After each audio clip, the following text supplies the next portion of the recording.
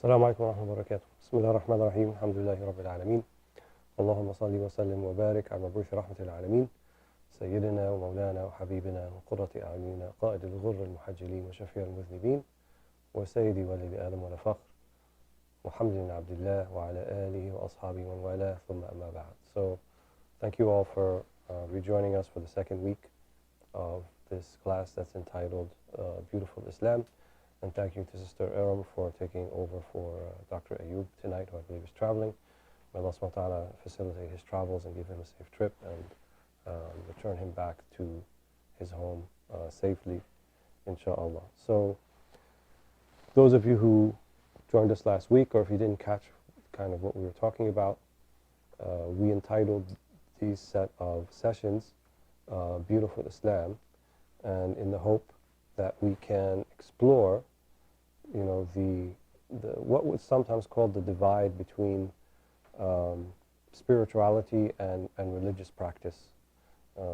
Many people today, I think if you ask them, Muslim and non-Muslim alike, and if you ask them, you know, do you feel like you're a spiritual being? In other words, are you more than the sum of your physical parts? And is there something greater about the universe than just yourself? And in some way, do you feel connected to that otherness or greatness about the universe? I think many people will say yes. However, if you ask them the question about specific organized religion or religious practice, I think you'll find less people saying yes. So there is, unfortunately, to some degree, a stigma around religious practice. And we had mentioned, I believe in the previous session, that let's talk from our perspective, the Muslim perspective. Sometimes we as Muslims, we tend to get in the way of ourselves. And we've heard this from our teachers and from others, that really no one offends or can turn people away from Islam except Muslims themselves. You know, what was the advice of the Prophet ﷺ to Ali and Mu'adh radiallahu anhum when they went to Yemen for da'wah? يَسِّرُوا أو يسرا ولا تعسرا وبشرا ولا تنفرا يسرا ولا تعسرا. يعني facilitate for people, don't put undue hardship on them, which is usr, لا تعسر. وبشرا ولا تنفرا, and give people glad tidings. Bashira, it's kind of a hard word to translate in English, this word of bishara, which means, you know, give them reason to be optimistic, give them reason to be hopeful. Encourage them to do things that are pleasing to God in a hopeful way, in an optimistic way. وَلَا تُنَفِّرَا وَلَا تُنَفِّرَا. And don't do the opposite, which is tanfir, right? Tanfir is to turn people away, to push people away. One of our teachers that I respect greatly, he came out with a recent book, Dr. Abdul Hakim Winter, may Allah be pleased with him. And in the book, he refers to kind of this phenomenon lately of tanfir, and he calls people tanfiriyun. And he's the first person actually that I've seen kind of use the term in that way. So we don't want to be tanfiriyun, right? We want to be muslimun. So tanfiri means we're pushing people away by our own acts and by perhaps the false premise of what we associate to be with our own piety, right? And one of they say the afat, one of the shortcomings that sometimes befalls people who are religiously committed, especially those who are newly religiously committed after not being committed, is that they can have this sense of piety and overbearingness, and it's kind of because the light bulb turned on in their head, and they are at a loss to see why it doesn't turn on for everybody else at the same time. So sometimes they tend to be judgmental. So to give them benefit of the doubt, I think it comes from a good place, but it's clearly indicative of a lack of a spiritual maturity. So, you know, Islam is beautiful. The Prophet ﷺ is the most beautiful human being to have ever lived and will ever live, both outwardly and inwardly. And in as much as we're able to imbibe those teachings and follow the way of Muhammad ﷺ, then we too can be beautiful, and we too can exhibit beauty and love and compassion and mercy, and we can be beacons of that no pun intended, Beacon Foundation, but we can be beacons of that. We can, you know, be that way for others, and that's really the legacy of the Prophet Muhammad sallallahu alaihi wasallam.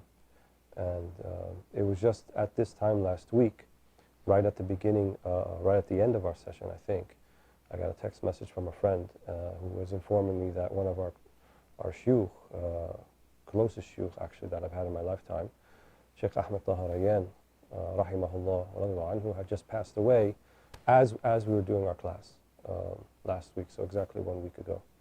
And I bring him up because I've been thinking about him a lot, obviously. And also, to me, he kind of exemplified that beautiful Islam. And he did it in the role of alim, right? He did it in the role of scholar, and he did it in the role of min kibar mashayikh al-Azhar. He did it in the role of being one of the principal and you know, senior shuyukh scholars of Al-Azhar University, or Jama al-Azhar in general, of the Azhar Mosque and the Azhar University, which is, you know, one of the more or most renowned places of Islamic learning in the world, and has been that way for centuries.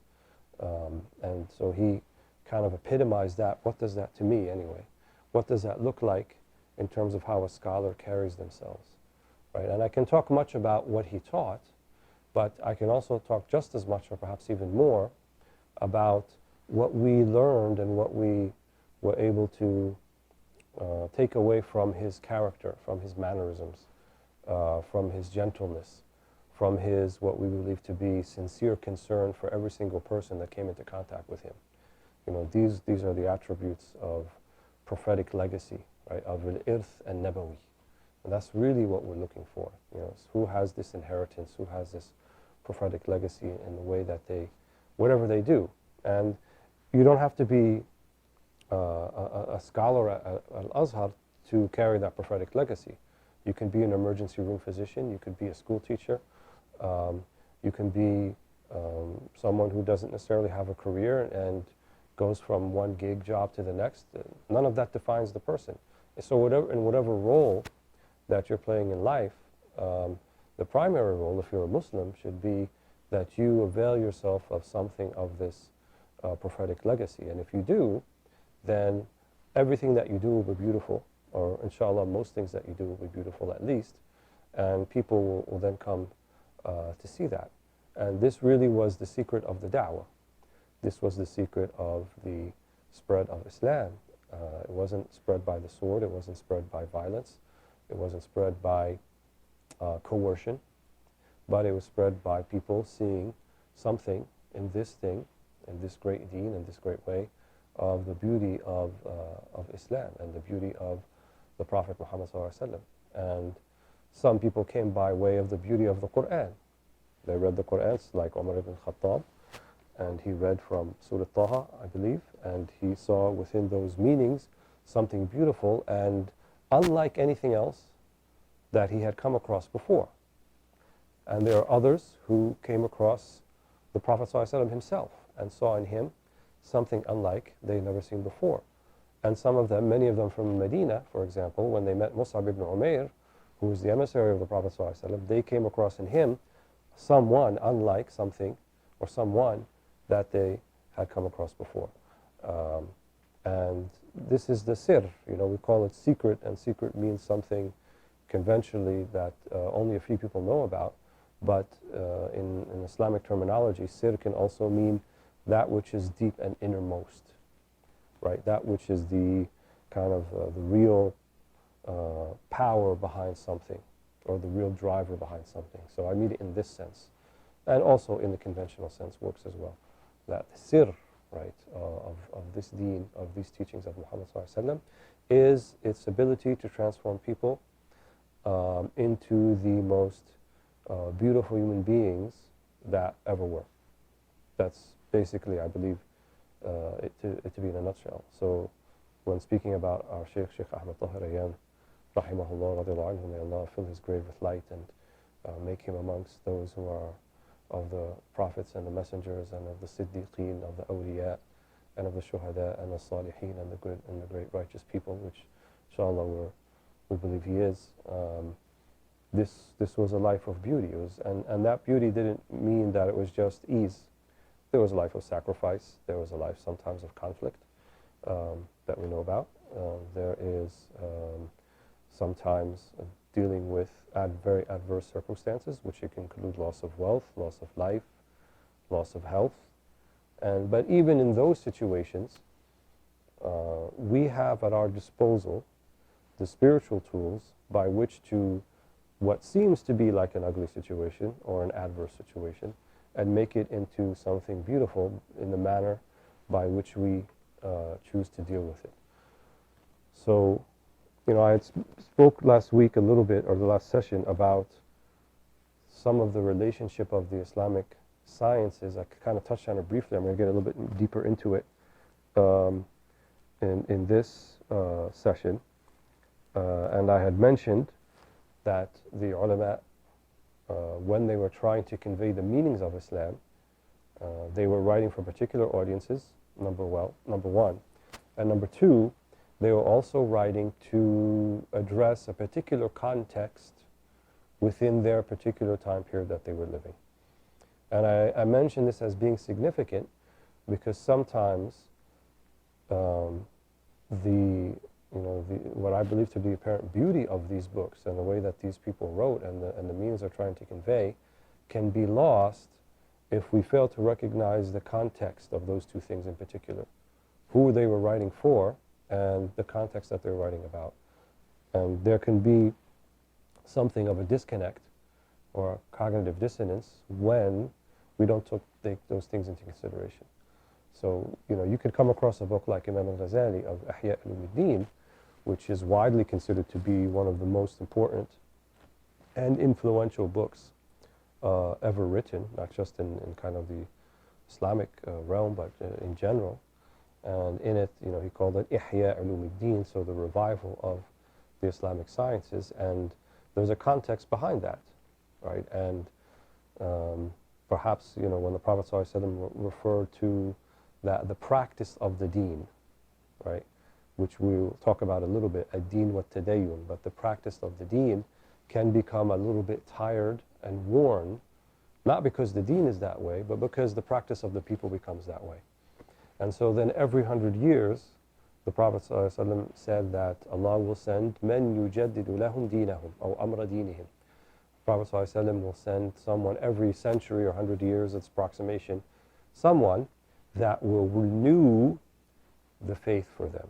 So not really renewing or reforming Islam as some people who take a sort of cursory look at Islam, and those who have some agendas in mind and thinks that Islam needs a sort of Protestant-like reformation. That's what happened with Martin Luther because there's something wrong with it and so forth. But no, this idea of renewal or tajdeed is not the same as reform. Reform means you take something apart and you put it back together.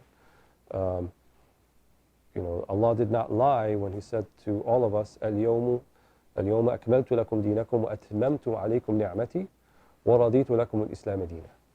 On this day, I have completed the deen for you, and I have completed the ni'mah, the blessing that has been given to you. I have made perfect the deen, and I have completed the ni'mah, the blessings, and I have been pleased with Islam as your deen. So no one needs to come along and take it apart and then reform it and say, now it makes sense. What may not make sense is the manner by which we practice the deen, right? In other words, our own shortcomings, our own deficiencies in the manner by which we interpret, we learn it, and then we practice it. And this is where, you know, we have to put in a little work. We have to do some ijtihad and some jihad, right? ijtihad في فهم النصوص وتطبيق النصوص, right? ومعرفة مناط تطبيق النصوص. So ijtihad, which means intellectual scholarly activity, to understand the Quran and Sunnah, what it's saying to us in our particular context, and to then, you know, extrapolate, you know, rulings that will apply in particular situations. That's the ijtihad part.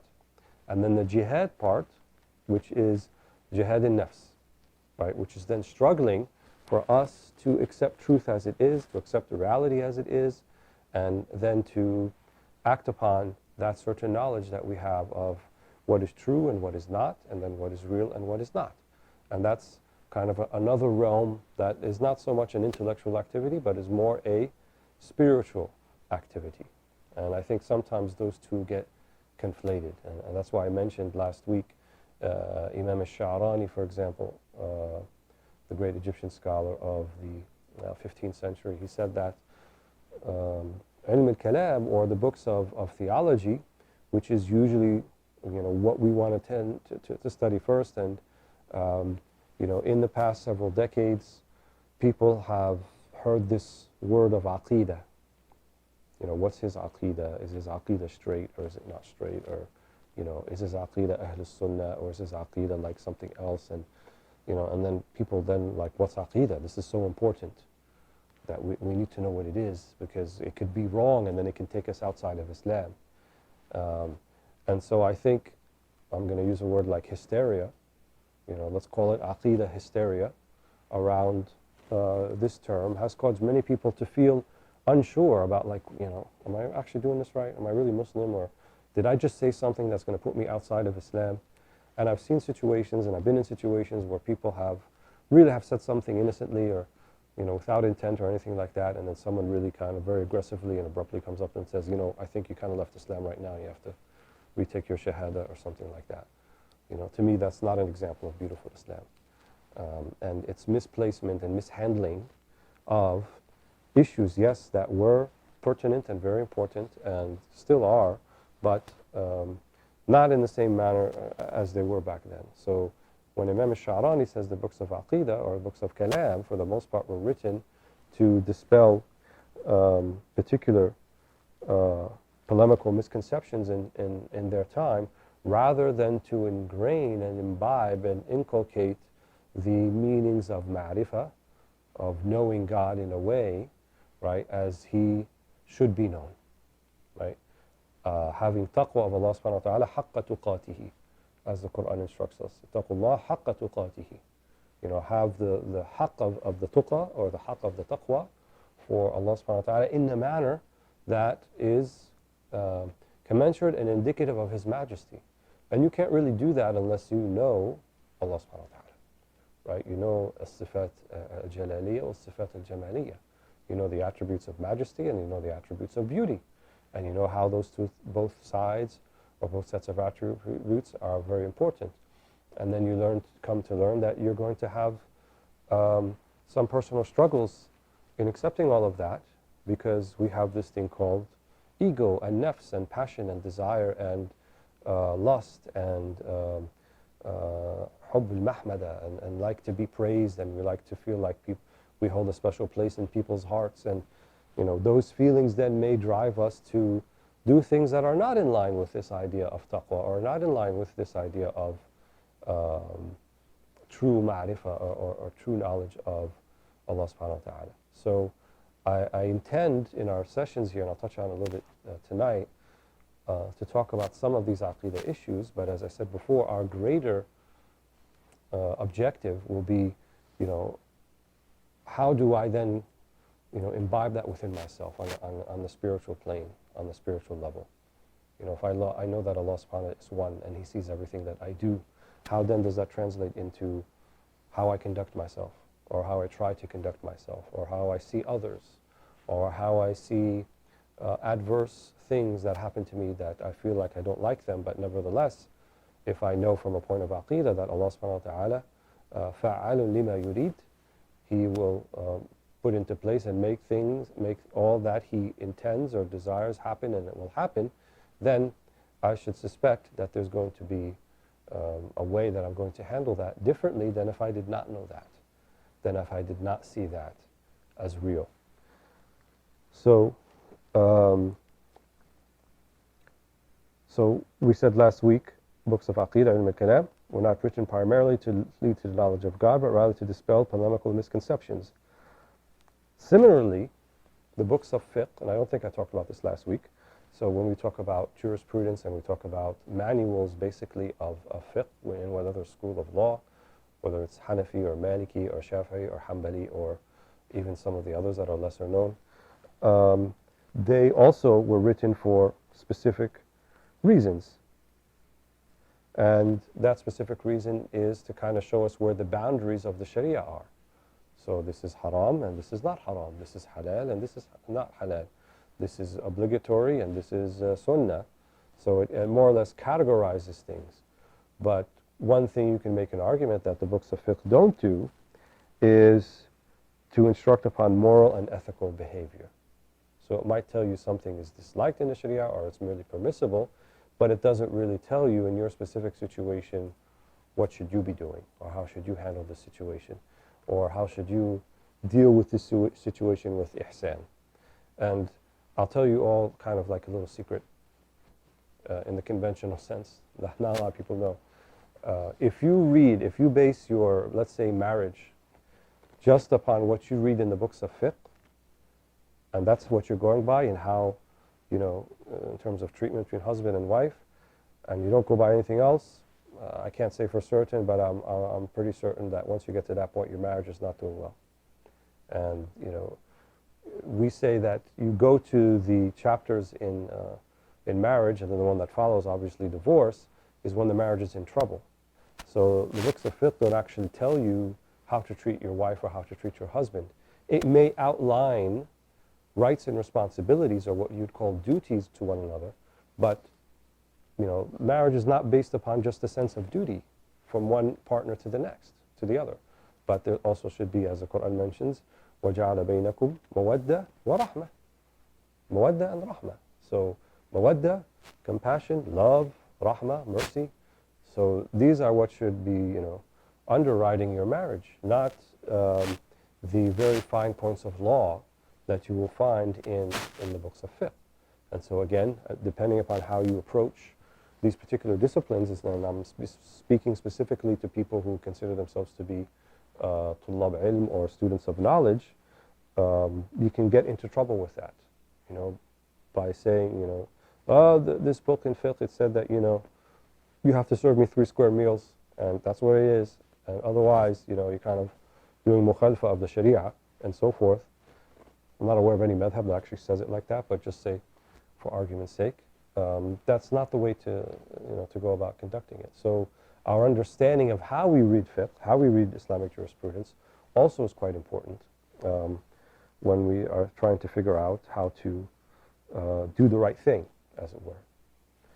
And even, I would say, the books of spiritual purification or tasawwuf, I state here, were primarily written to outline the principles of spiritual purification for different audiences, and sometimes employed highly specialist language that presumes experiential knowledge of the reader. So not all books of tazkiyah or tasawwuf necessarily are going to be read and say, okay, let's apply this in this particular way.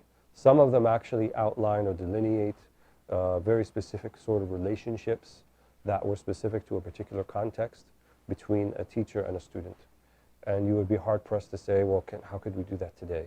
You know, or would it make sense in the way that it did it today? There was a completely different cultural context of 500 or 600 years ago in, you know, the Rif Mountains in Morocco, where some of these practices were there, versus someone who's living in Detroit or in London or in Cairo, for that matter, today in 2021. So again, it has a particular context underlying it, and it's important to recognize that. And so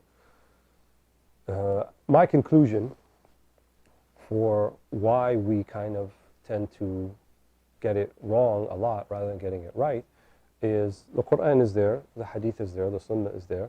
All of the things that our predecessors were reading, we have access to them, and we could be reading the same thing, but yet we see a different result, right? We're not seeing, at least ostensibly, we're not seeing kind of getting that same beautiful result that we think we should be getting. So the problem then is not with the deen, right? The problem is not with the sources of the deen or anything like that, as people want to point out. The problem is with us. In other words, the problem is with the tadayyun, right? So tadayyun is how you go about practicing and applying the deen. This is where the issue is. So we have a dearth of qualified people, actually, who not just hafidh al-nusus, not just memorized what our predecessors have said and opinions that they came up with and meanings and understandings, but to be able to take those understandings and those meanings and translate it and apply it to a world that is very, very much different than the world that those people lived in, than the ones that they saw, than what they saw, and what they, the experience that they had. We don't have too many people like that. There's not that many. And we are, unable to produce people like that like we used to. And I'm just thinking even of our Sheikh Ahmed Rayyan. There's nobody who's going to replace him. There's no one now, today, this week, who's going to sit in the chair that he sat in Al-Azhar, or sit in the chair that he sat in Jami'at Dardir, and do what he was doing, and teach what he was teaching, and in the manner that he was teaching, and command the authority and the love, really, of all of the people around him, and the students, people that came into contact with him, like he did. So this is like a thulma, or a thaghra. It's a wide, gaping hole in our ummah. Right? And this is what the Prophet ﷺ referred to in the hadith narrated by Bukhari, إِنَّ اللَّهَ لَا يَنْتَزِعُ الْعِلْمَ انْتِزَاعًا وَلَكِنْ بِقَبْضِ الْعُلَمَاءِ إِنَّ اللَّهَ لَا يَنْتَزِعُ الْعِلْمَ انْتِزَاعًا. Allah does not like rip knowledge from the ummah, وَلَكِنْ بِقَبْضِ الْعُلَمَاءِ, but rather by taking the ulama. So that means Quran and Sunnah is going to remain. The actual text of the Quran and of the Sunnah of the Hadith, anyone can go on Google now and go look all that up. That's going to remain, and we know it's going to remain till the very last. Some hadith indicate that the very last thing to go will be even the Quran from the pages of the Mus'haf will be gone when the hour is imminent. But we're not there yet. But now we are in the period where there is this qabd al-ulama. Another Sheikh Muhammad Amin Siraj of Turkey also passed away this week. A couple of weeks ago, Murabat Ahmed Fal of Mauritania, also a great Maliki scholar, passed away. And several months ago, the great Muhaddith of Sham, Dr. Nuruddin Itir, our Sheikh as well, passed away, rahimahullah jami'an. So it's continuing, it's increasing. And for every one of those people that has gone, I can't think of a person that replaces them. I don't have a conception of someone who's like, okay, they were their deputy, or, and they're going to kind of plug in the hole and take over. Nothing like that. They had many students, and they had many people who benefited from them.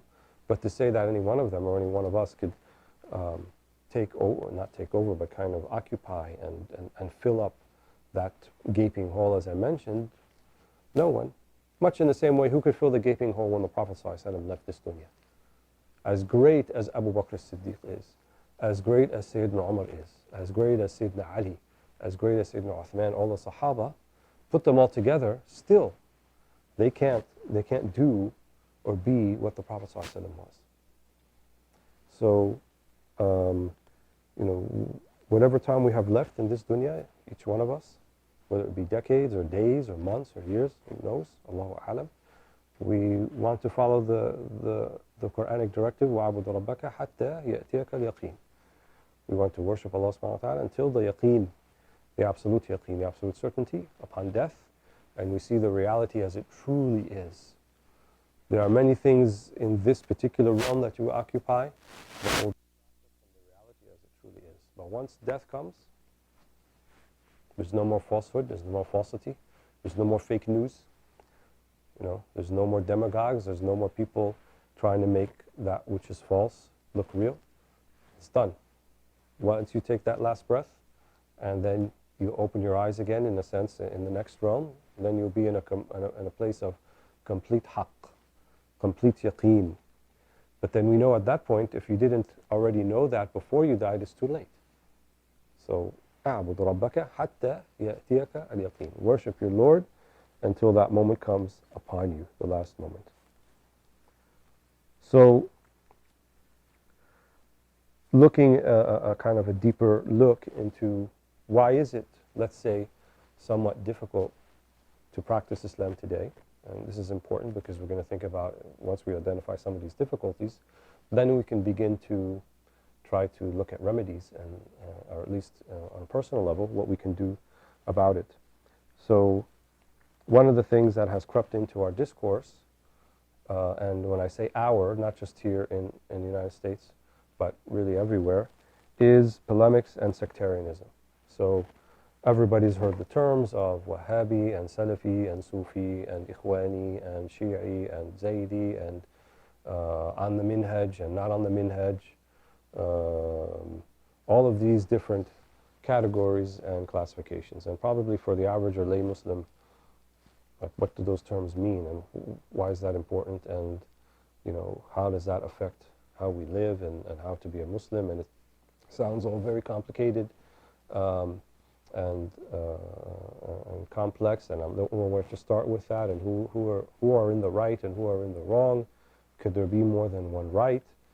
So, this discourse, unfortunately, heavily affects, I think, many people who are not in the masajid, right? Many people don't even come to the mosque, or come to the class, or come to the gatherings, or come to Eid even. But they've seen much of that, or they've been exposed to enough of it, that they figure that Islam is not something for them. So this is one of the difficulties. And I think we begin on a personal level, and then hopefully take it to a communal level. We have to root out these polemics. Yes, there is dissent and divergence of opinion in terms of how we interpret the Quran and the Sunnah, how we interpret Islam to begin with. But there is also boundaries by which we understand what Islam is and what Islam is not. And so the teaching of the Prophet Muhammad ﷺ are going to be very certain about certain things, and other things there's going to be more of a diversity of opinion. And that's always existed, even from the time of the companions, even from the times of the Sahaba. And they knew they had an adab of how to handle, an etiquette, how to deal with diversity of opinion, to deal with dissent. We have almost completely lost that. You go on most social media accounts today and look at what people are writing, and most of the time it descends down into something quite ugly and name-calling, and I've seen people call each other kafir on the Facebook and on the social media, and fasiq, and you're off the minhaj, and really despicable things. And these are people who seem outwardly have in their profile pics pictures of the Kaaba or pictures of the Mosque of the Prophet ﷺ or something like that. But then this is the behavior that we see. This is the kind of the discourse. وَيَحْسَبُونَ أَنَّهُمْ يُحْسِنُونَ صُنْعًا وَهَذِهِ الْمُصِيبَةُ الْكُبْرَى. They actually think they're doing a service because they are rejecting the batil, right? يَأْمُرُونَ بِالْمَعْرُوفِ وَيَنْهُونَ عَنِ الْمُنْكَرِ. They are, enjoining the good and they're forbidding the bad. And so they are these keyboard warriors, and they have to root out, all of this batil and all this falsehood that they may see on social media, and they have to call out people when they need to be called out, because this is upholding justice, and so forth. And I don't have like a algorithmic solution to that, of what we should do about it, but I think certainly it begins with personal character, and it begins with tazkiyat an-nafs, and it begins also with intentionality. We're going to talk a little about intentionality here, but I'm going to give it greater attention in the other class, if those of you are interested, that I'm doing on Friday nights at 9 p.m. with Majlis in Southern California, which is also via Zoom. But we're going to, and that's called Beautify Your Home, so I'm kind of on this beautify thing right now. But that we're going to talk more about intentionality, because, really, as I just stated a few minutes ago, we have the same Quran, we have the same Sunnah, we have the same books, we have everything that our predecessors have. We pray like they do, right? We don't pray. We actually know how the Prophet ﷺ prayed. We know what he looks like when he prayed. We know that he stood and that he did ruku' and sujood, and all of that is known. And we know what he read, the Fatiha, and he read a surah, and we even know what he said on certain occasions. And so we have all of that. So what's the difference? Intentionality. Our intentions are different, right? The difference between someone whose prayer is elevating them to these doors and windows of meaning, and the one who's standing next to him and is thinking about the next Netflix release, is intentionality, right? One has an intention here, and this one maybe not. And even beyond intentionality, one may be taking steps actively to help themselves concentrate and focus in prayer, right? And so they recognize their own shortcomings and weaknesses and they do something about it. Where someone is thinking, well, I'm praying, and I got to go soon, but I'm actually physically doing it, so I'm doing what I'm supposed to do. And there's a lack of awareness and a lack of recognition of, wait, I am a complex creature. I do have my physical outward attributes, but I also have inward attributes that are affected by what comes in outwardly. So what I look at, what I hear, what I choose to listen to, the conversations I choose to partake in, the thoughts even. There are people who are arbab al-ahwal, as some of the books of Tasawwuf mention, who are the masters of the ahwal, the masters of the inner states. So their level of taqwa is not just outwardly, like don't go there or don't touch this or don't say that, but even inwardly, to the level of I shouldn't think that.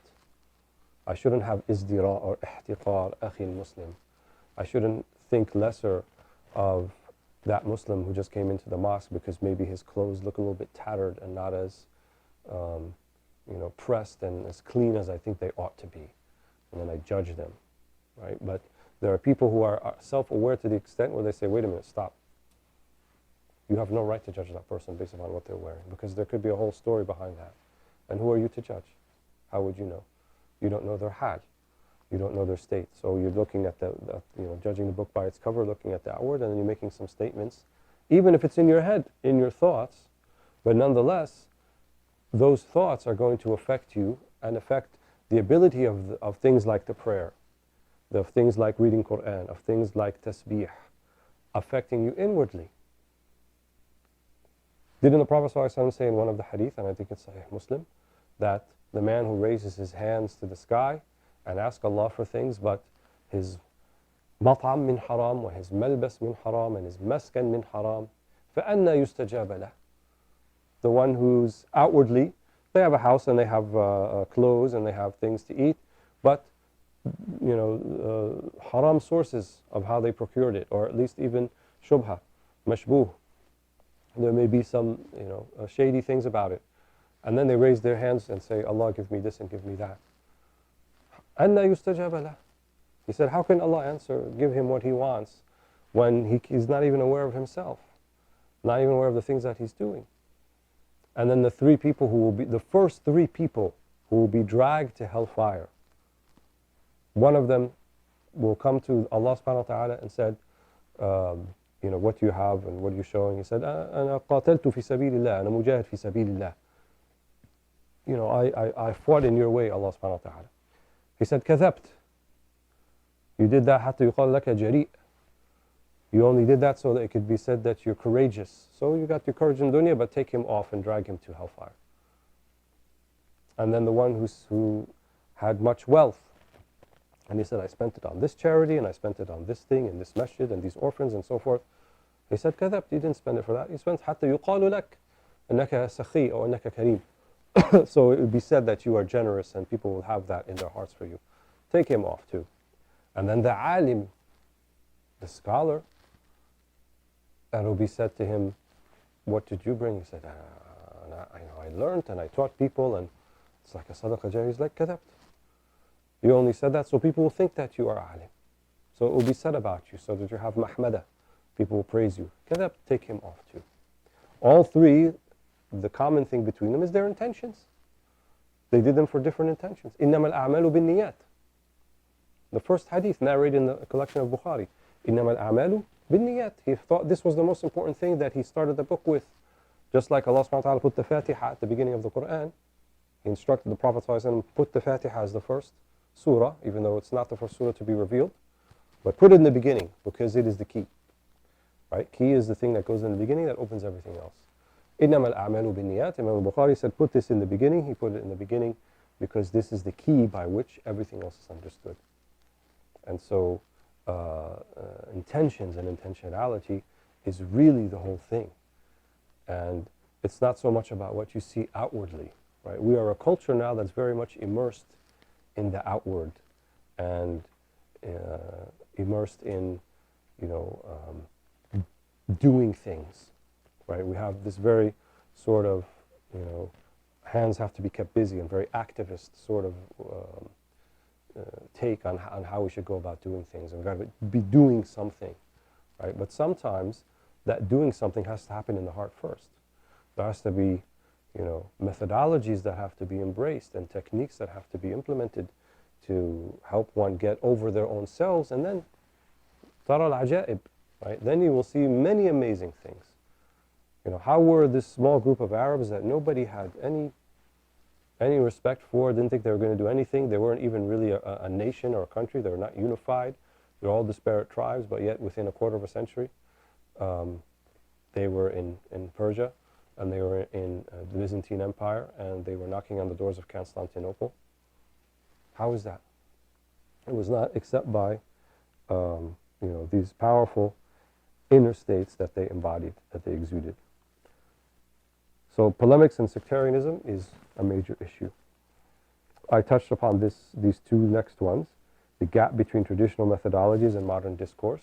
So there's a context that we're dealing with here that we haven't really, I think in many places, been kind of reconciled between those things. And how do I go about living my life as a modern person, but also a very Muslim person?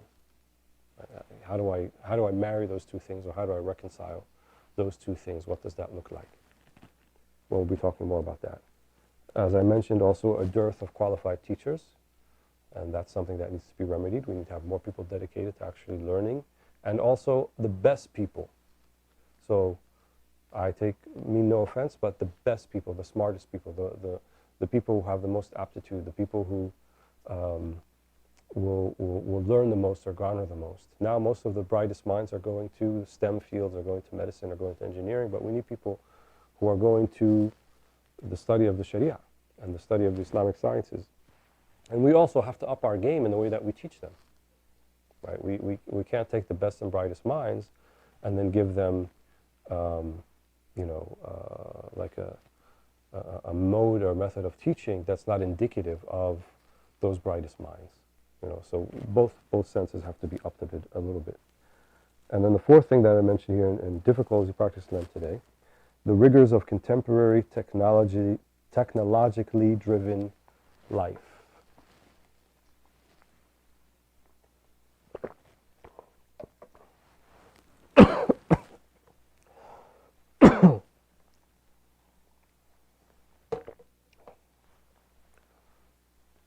So this is kind of related to the second one, in the sense that there's something modern about technology. And, I'm not going to sit here and pontificate and say, get rid of your devices and get rid of your iPhone. And, we're benefiting from right now as we speak. I'm here sitting, I don't see you, really. And you see me, but you see an image of me projected on some technological device, so there is some benefit in it. We're not going to say that there's not. But we have things that we need to watch out for, that it's driving us rather than us driving them. Technology is driving the way that we live rather than being tools at our disposal to further help us and assist us in living the type of life that we want to live. And certainly technology can play that role. And there was certainly technology in the time of the Prophet ﷺ that wasn't there, let's say, in epochs before that previous prophets didn't have. So, they made use of camels and horses that maybe previous prophets in the very beginning didn't have that. And they had certain technological modes of warfare that may have been available in their time that wasn't before. So the Prophet ﷺ, even embraced new technologies at times. He embraced the khandaq, or a hitherto unknown form of technology, when Salman al-Farisi and the Confederates' 10,000 strong army was about to surround Medina, and one of the ideas was we go out and fight them, and another one said we stay back and fight them from our homes. And then Salman al-Farisi said, well, in Persia we build a ditch that they can't cross. And that was something unknown to the Arabian Peninsula. But yet, nevertheless, the Prophet ﷺ embraced that.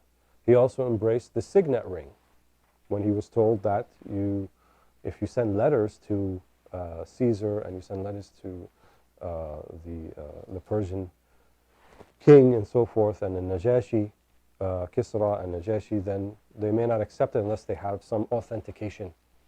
And they said they authenticate by a signet ring.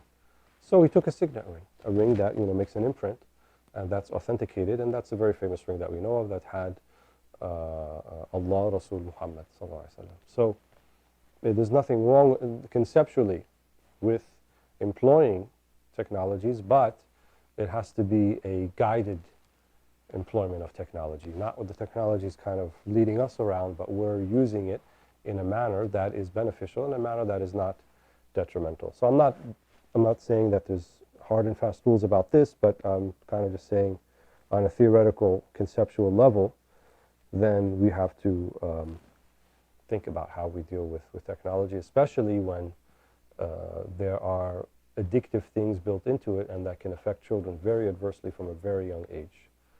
I was recently on a trip and I saw children who didn't have technology because the country can't afford it. And I saw a marked difference in 2 and 3 and 4-year-olds than I see 2 and 3 and 4-year-olds in the United States. And I've been in gatherings, and children on that age level, they grab their parents' phone, or maybe they even have their own, and that's just all they're doing the whole time they're sitting there. Versus seeing what I think to be normal, and kids running around and emulating adults and things that they do, and actually talking with them and having exchanges and things like that, a more, I think, healthy way of raising children, having a relationship with them. So these are things, collectively we have to think about, inshallah, and they will come through. But I think for now, since I've more or less run out of the hour, and I want to leave some time for questions, I will stop here until the next time we meet. بإذن الله. جزاكم الله خير. بارك الله فيكم. أكرمكم الله وأسعد الله أوقاتكم وعمر بيوتكم بالخير وبالنفع وبالبركة إن شاء الله، إنه ولي ذلك والقادر عليه. الحمد لله رب العالمين.